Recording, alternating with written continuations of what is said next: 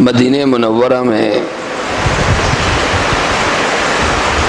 انصاری حضرات عموماً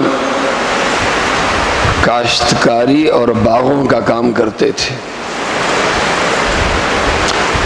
اور ان کا گزر بسر اسی پہ ہوتا تھا۔ اور عموماً یہ بھی ہوتا تھا کہ اپنے باغ اور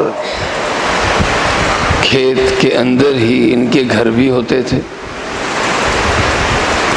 عربی میں لفظ ہے حائط، حائط کے معنی چار دیواری، اپنی پوری زمین کی چار دیواری کر لیتے تھے، اور اسی چار دیواری کے اندر ان کی کھیت یا ان کا باغ بھی ہوتا تھا، اور ساتھ ساتھ ان کی فیملی اور ان کے گھر والے بھی رہتے تھے۔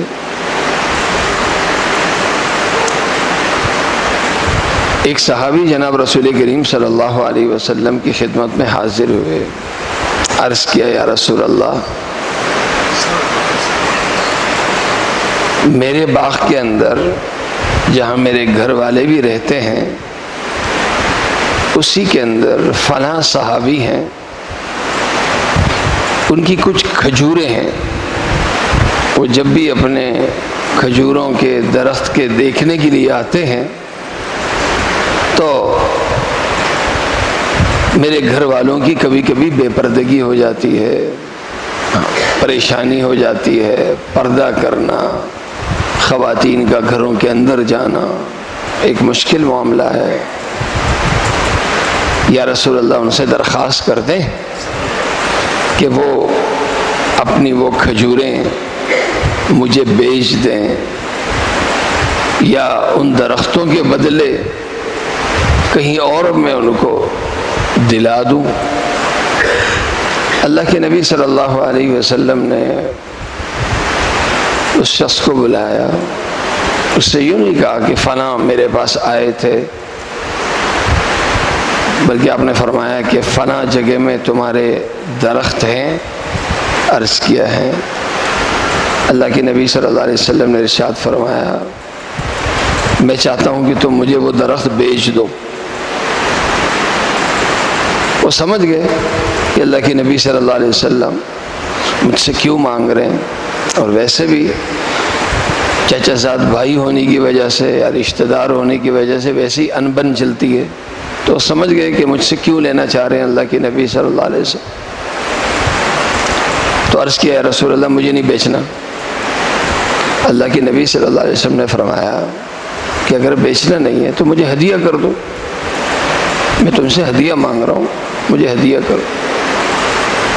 انہوں نے کہا ہدیہ بھی نہیں کروں گا۔ میں نے کہا اچھا اگر ہدیہ نہیں کرتے ہو تو پھر یوں کرو کہ میں تم سے وعدہ کرتا ہوں کہ ان درختوں کے بدلے تمہیں جنت میں بہت بڑا باغ دلا دوں گا۔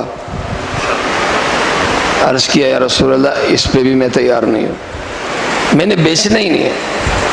اللہ کے نبی صلی اللہ علیہ وسلم نے ارشاد فرمایا ما رأیت الرجل الذي ابخل منك الا الذي يبخل بالسلام۔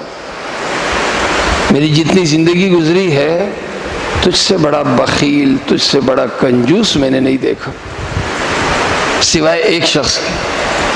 تجھ سے بڑا کنجوس کوئی ہو سکتا ہے تو وہ ایک ہی شخص ہو سکتا ہے، وہ شخص ہو سکتا ہے جو ملتے وقت سلام کرنے میں بخل کرے۔ السلام علیکم کہنے میں کیا جاتا ہے، وعلیکم السلام کہنے میں کیا جاتا ہے۔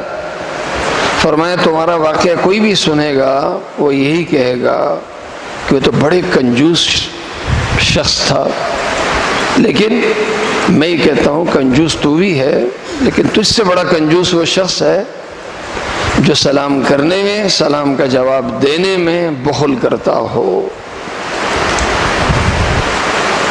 اس حدیث کے عرض کرنے کا، ذکر کرنے کا مقصد وہ یہ کہ ہم نے یہ واقعہ پڑھا، سنا، فوراً ذہن میں آیا کہ اللہ کے نبی صلی اللہ علیہ وسلم ان سے درخت مانگ رہے تھے، ہدیہ، پھر خریدنا، پھر اس کے بدلے میں جنت میں دینا وہ کسی طرح تیار نہیں. کیسے آدمی تھے؟ تو دوسرے کا سن کے دوسرے پہ فتویٰ لگانا تو بڑا آسان ہوتا ہے، لیکن یہ دیکھیں کہ ہم اس سے بڑے بخیل نہیں ہیں کہ جب ہم ایک دوسرے سے ملتے ہیں تو کیا دل کھول کے زور سے کیا ہم سلام کرتے ہیں. گھر میں جاتے ہیں، دوستوں سے ملتے ہیں، آپس میں ہر وقت زبان پہ کیا السلام علیکم ہوتا ہے. اگر یہ ہے تو اللہ تعالیٰ نے ہمیں دین کے حوالے سے سخاوت عطا رکھی ہے، اور اگر یہ نہیں ہے تو اس کا مطلب ہے کہ ہم بھی کنجوس ہیں. اللہ تعالیٰ مجھے اور آپ سب کو عمل کرنے کی توفیق